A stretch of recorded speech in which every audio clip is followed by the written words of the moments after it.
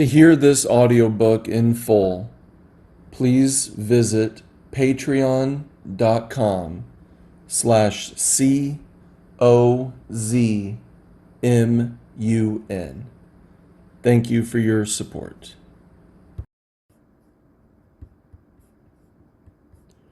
The Rise of the Chinese People's Communes by Anna Louise Strong.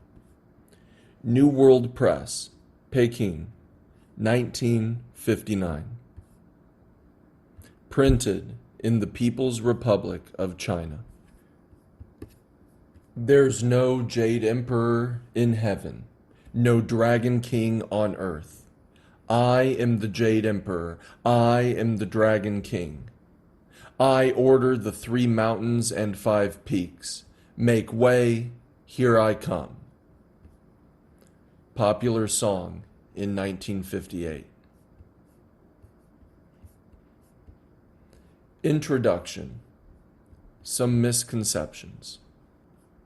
People's communes swept all China at the end of last summer. By December, they contained over 120 million households, 99% of the peasant population. They became the base on which rests China's immediate future and the units from which the more distant future is expected to grow. They are discussed abroad by everyone from Secretary Dulles to Marshal Tito, neither of whom has any idea how the people's communes work. I have therefore made preliminary collection of facts from 4 personal visits to widely scattered communes in Honan, Jiangsu, Guangdong, and near Peking, and from interviews separately held with some 50 men and women members of communes from all parts of the country and from 9 months' perusal of commune news. The facts suggest that we have here a new form of social organization which is widely misrepresented, but which has great significance for China and the world. I leave to theoreticians the relation of communes to Marx. The term commune has historically been used with various meanings.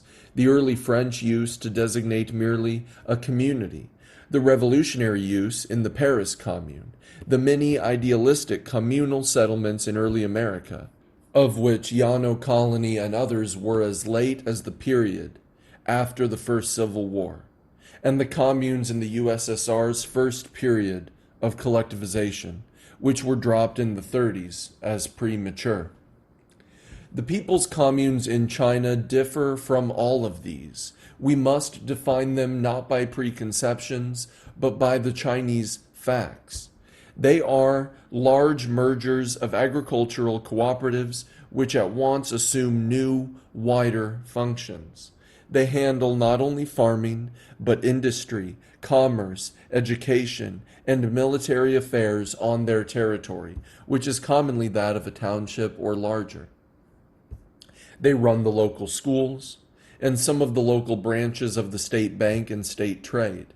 They thus differ from past communes in other parts of the world by the wideness of their powers, which include state power and military affairs. It is not strange that many peasants in their first enthusiasm over these wide powers declared that they were entering communism, with each according to his needs and even absorbing the state. The Chinese Communist Party promptly corrected these enthusiasts and made it clear that communism demands a much higher stage of production than can exist in China for many years. The people's communes, it stated, should at present pay according to work rather than according to needs. It may thus be seen as the introduction of the wage system to a peasantry that has hitherto lived by subsistence farming. However, even at the beginning, this wage system is modified by a certain amount of free supply depending on local decision. Most spectacular of these was the rapid and wide introduction of free food, which came as a result of the bumper crop. Other free items, maternity care, free schools and kindergartens, and old people's homes, are less revolutionary, since they exist also in capitalist lands, either as free education or as community relief. In China, however, these free items are based on a new concept. The local people of the township or of the county directly own and develop, to the limit of their abilities, all the resources of the area, whether land, water power, timber, or mineral ores, and from this development look after their community livelihood from cradle to grave. This is not alien to the old Chinese concept of county and village, but is a far greater decentralization of economic and political power than is common today. It is expected to promote the rapid growth of production and prosperity in socialist forms under local initiative, and eventually to facilitate the transition to a communist society, in which the people's communes will remain as basic units. The Chinese People's Communes thus differ, economically and politically, from past organizations called communes. As I write, in March 1959, they have been in existence for half a year, the first constitution of a commune having been adopted on August 7th, 1958. Each of the 26,000 communes differs from every other, each being tailored to its community. All of them change and develop week by week. It is far too soon to pass final judgment on their future. Why then should one write at all about this phenomenon? The answer is that serious misconceptions have appeared abroad about the communes and are being spread for the purpose of attacking China, and even for the purpose of portraying the Chinese people as lawless and subhuman, creatures who might with clear conscience be atom-bombed from the world in the next Taiwan Straits war. Since there are plenty of facts to prove such attacks baseless, they should be answered at once. The best reply is a description of the communes as they are of present date. Even in an introduction, one may note the chief charges.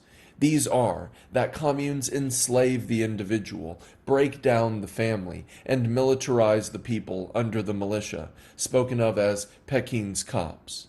Even on present facts, one can show that these charges are ridiculous. The process of industrialization does indeed change the individual's relation to society and to the family.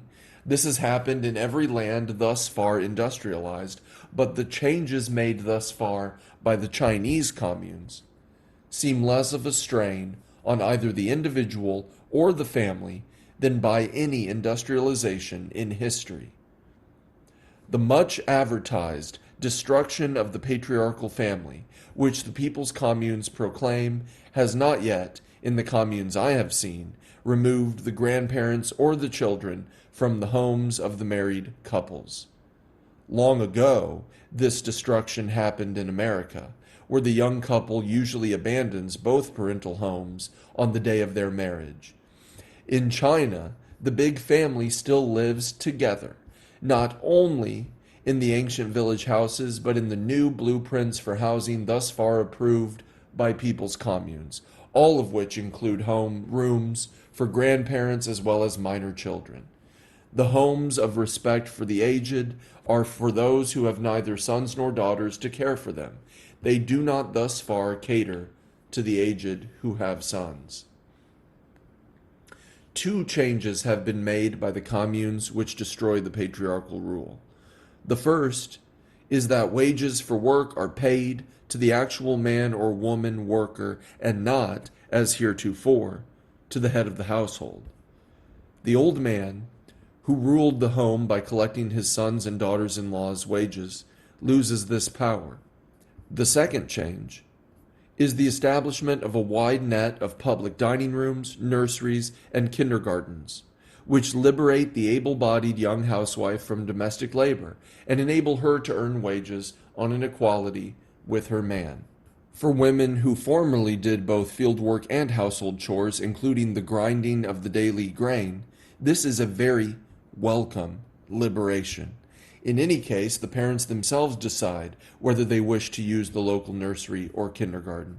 Thus far, I have not yet found in China even that form of coercion which every small town in America uses ruthlessly, the truant officer compelling attendance at the primary school. What the West calls compulsory school attendance, enforced regardless of the will of parents, may later develop also in China.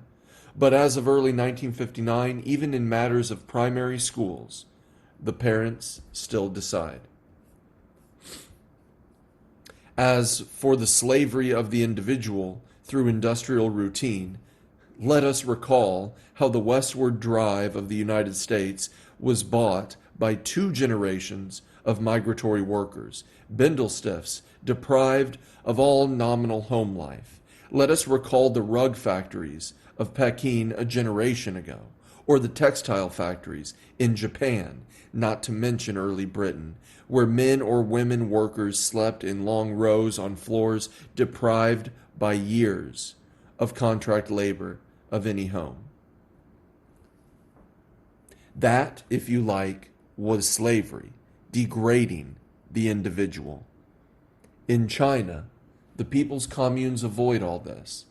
People stay in their village homes or build better homes in more convenient places in the same township. Meantime, they make arrangements whereby able-bodied men and women cultivate the fields, develop local industry and trade, while the strongest go on temporary assignment to build roads or irrigation projects for their own community use. What slavery is here? As for militarization through the militia, here I note only that most peasants I have met welcome the bugle or bell that enables field gangs to assemble on time in communities which still have few clocks, and like to plant flags in the fields to mark gains in production. Most peasants also are proud that their democratically elected people's commune has its own home guards, directly responsible to the commune, and not, thus far, under any Ministry of Defense in Peking. The need of such home guards was recently emphasized by the flare-up of war in the Taiwan Straits, and is kept in mind by the occasional capture of agents of Chiang Kai-shek, sometimes in the act of planting bombs in schools or theaters. The political significance is hardly that of militarization by Peking, but rather that of the rather amazing trust placed by the central government in a China so short a time removed from the warlord period, in locally chosen and locally responsible home guards.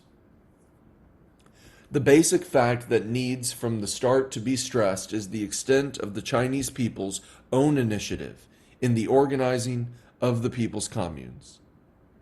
As Dr. Joseph Needham, the eminent authority on China and Chinese science, recently stated in the New Statesman and Nation, the West cherishes the idea that the population is dragooned to perform its tasks.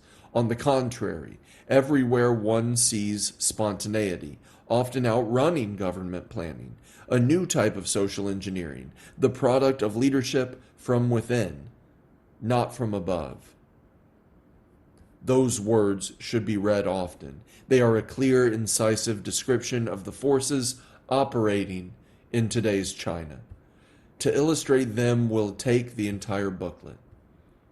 Let us here note, however, that the people's communes arose in China as a mass movement in the rural areas, in which local conditions and organization by local communists played a part, that they existed in slightly differing forms in wide areas before Peking officially took notice, that they acquired their name and clearer formulation during the discussions of Mao Zedong and other leaders with local peasants in the fields, and that the first official resolution by the Central Committee of the Communist Party about the communes was published on August 29, 1958, at a time when 30% of all China's peasants had already joined, while the more complete formulation by the Communist Party came only on December 10th, when 99% of the peasants were already members of communes.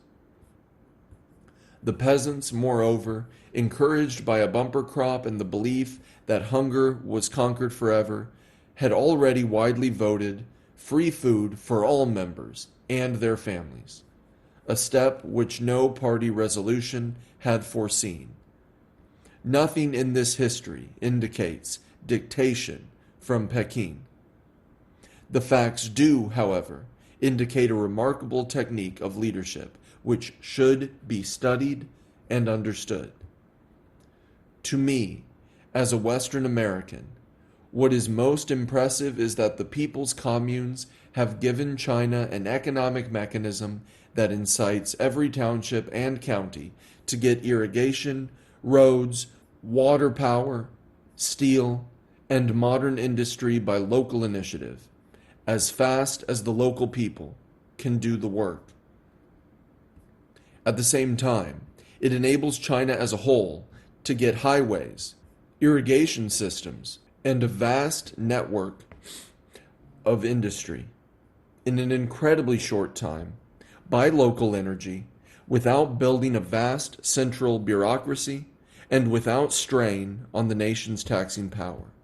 In these respects, it seems to combine the local initiative that built the American westward drive with the social planning that built the USSR. No final word can yet be said on the people's communes. So far, the most authoritative word is the resolution of the Chinese Communist Party, passed on December 10th, 1958, by its Central Committee. No government decree yet exists. One may be passed by the National Assembly when it meets in April 1959. The final decision will not be made by the Chinese Communist Party or even by the Chinese People's Government. It will be made by the Chinese peasants in all the length and breadth of China through their intelligence and work. Locally, the people's communes have already absorbed the political form of the township. In some places, they have absorbed the county. The statement of this in constitutional law is yet to come. A leading Chinese communist told me, "We think the people's commune's good, but it will take 10 years of testing to know its potential. Some communes will fail this winter, then they will reorganize better, and we shall all learn from them. Others will succeed brilliantly and inspire the rest."